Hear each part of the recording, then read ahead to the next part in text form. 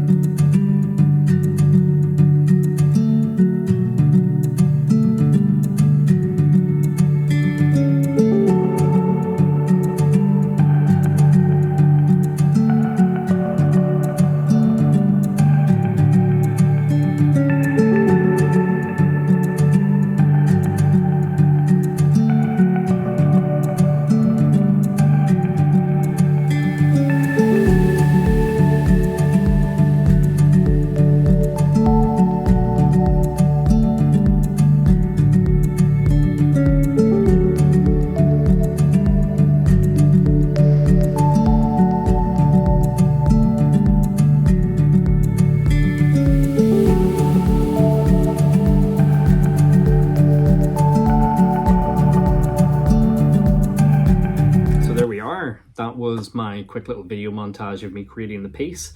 And my feelings towards the illustration that I ended up with are very positive. You know, I had a lot of fun doing this piece.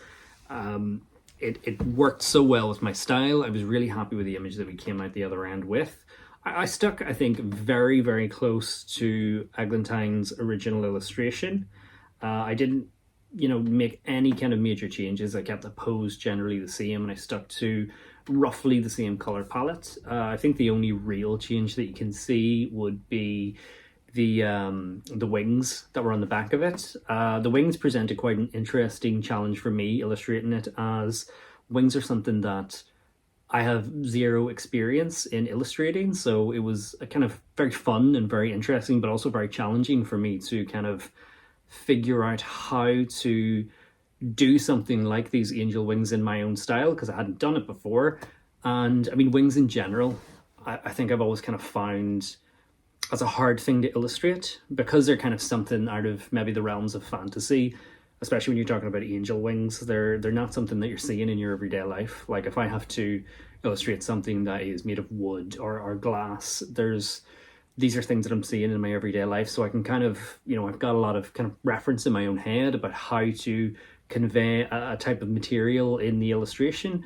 So, you know, wings presented that a very, very different thing for me to try and achieve. And thing, that's the technical term, the thing for me to achieve. But, you know, I had a lot of fun playing around with it, trying to get the idea of texture and how I wanted to convey the idea of the feathers themselves.